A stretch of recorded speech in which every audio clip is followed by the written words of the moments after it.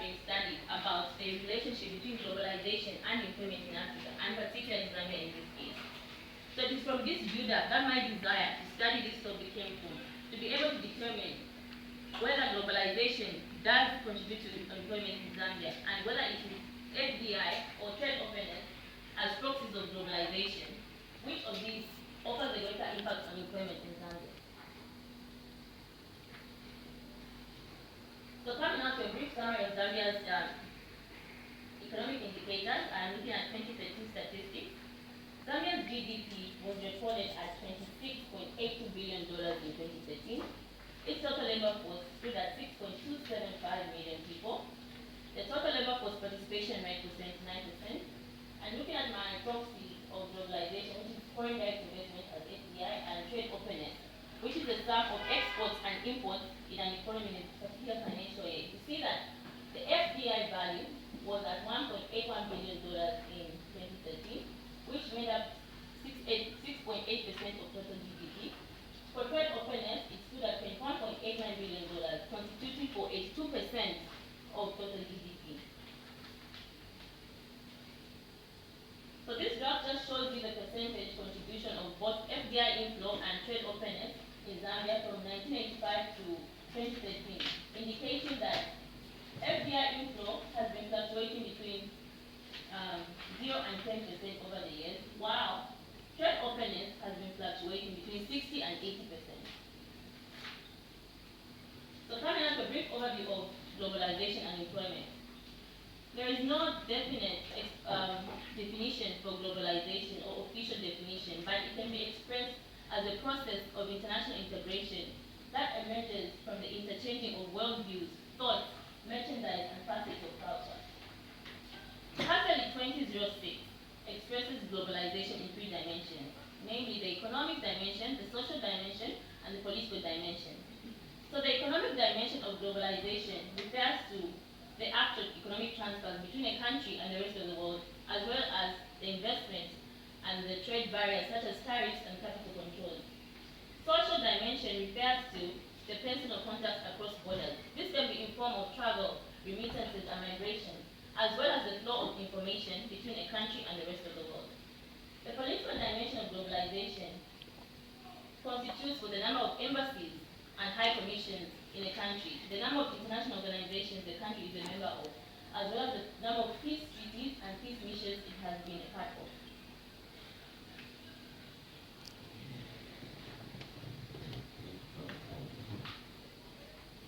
Okay, so in this model, in this study, I analyzed employment using formal sector employment in Zambia, which is both formal and informal employment in an enterprise which is registered with a tax authority or a licensing authority, such as Zambia Revenue Authority, Zambia Development Agency, or Patents and Companies Registration Agency in Zambia. So coming out to my methodology. My endogenous variable is employment, which I just described that I use formal sector employment, and the period under investigation is 1985 to 2012. So in Model 1, I estimate globalization using the proxies of foreign direct investment and trade openness. Foreign direct investment is analyzed using the total annual FDI. Trade openness is analyzed as a percentage of GDP. These are the exogenous variables of Model 1. For Model 2, globalization is analyzed using the KOF indices of globalization, which is the economic, social, and the political indices. So, I employed the Johansen co-integration test for the long-run analysis of my variables. For the short-run analysis, I used the vector error correction model as well as the vector autoregression to analyze the relationship between the exogenous variables and my endogenous variable. So this method was also employed by Malik, Shaoji, and Jam in 2011 in the empirical study about globalization and employment evidence from Pakistan. So this is just a brief summary of my statistics. Here are my variables. The first one being employment, that's the mean value, the standard deviation, the minimum, and the maximum value. The second variable is foreign direct investment, represented by FDI. TRAG represents trade openness. EIND represents the economic index. SIND, the social index, and PIND, the political index. So here are the equations as representing Model 1 and Model 2, while we rate employment on foreign direct investment and trade for Model 1, and it is reversed on the economic, social, and the political index for Model 2.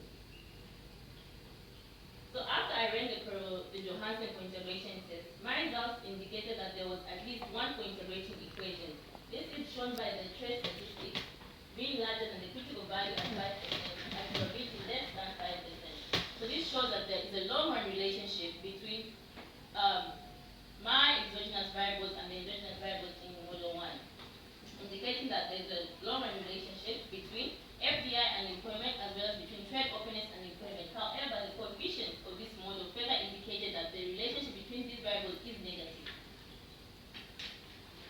So I went on to conduct a vector error correction model to analyze the short-run relationship among my variables of Model 1.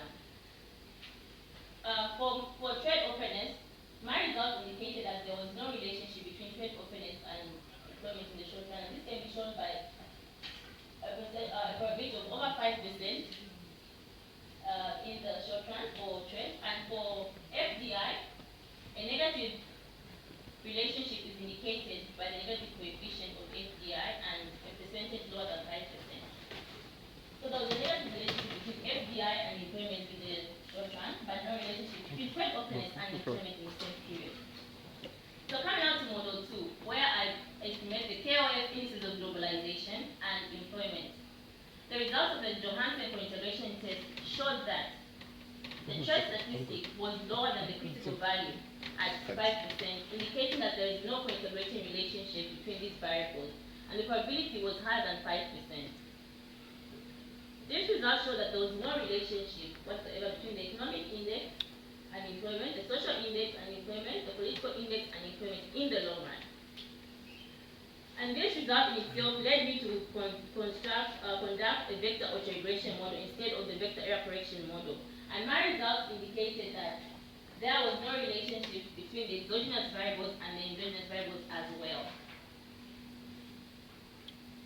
So there was no short-term relationship between the KOF indices of globalization and employment.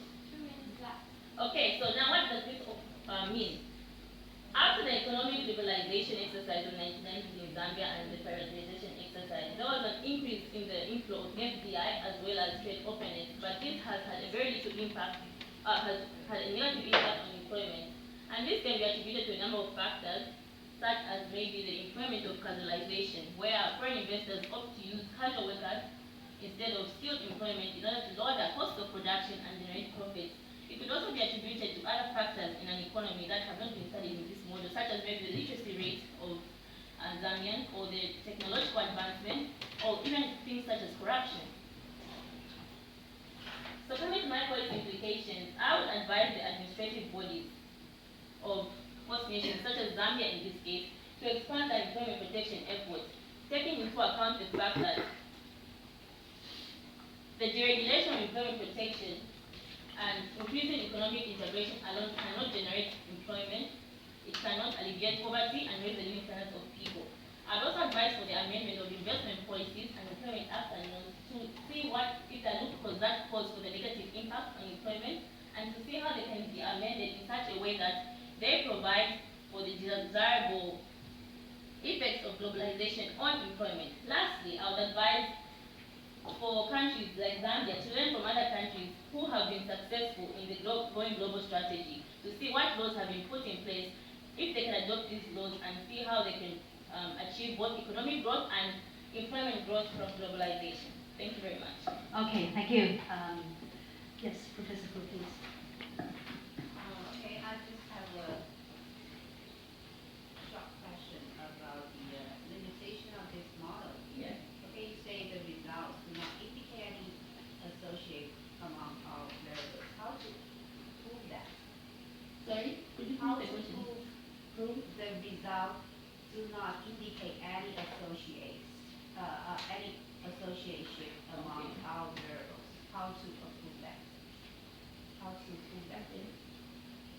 That's my question. Okay, thank you, Professor Fu. Professor Xu, please. First, I will give you some suggestions. I noticed your keywords too many. Okay. About 10.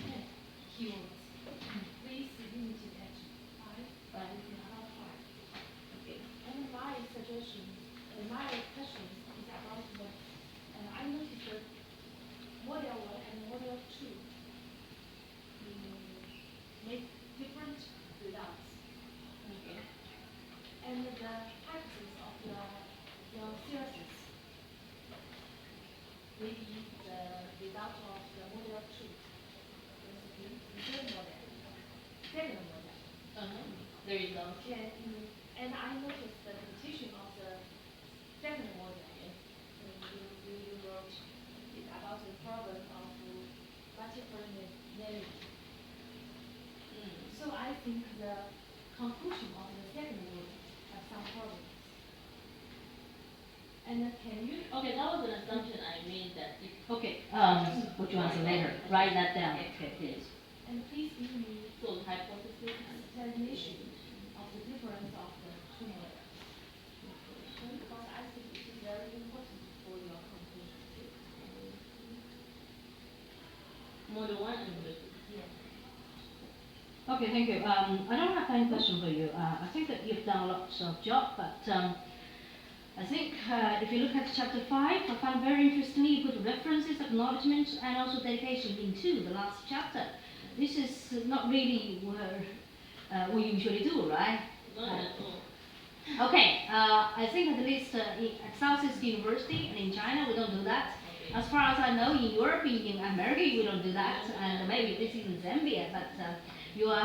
We don't do that either. Yeah, you are going to get a Chinese degree, so would you just do Okay, as I we will are do. doing? Okay, Thank yeah. you very much. Okay, get prepared for the questions. Okay, now, Vienna, would you answer the questions, please? And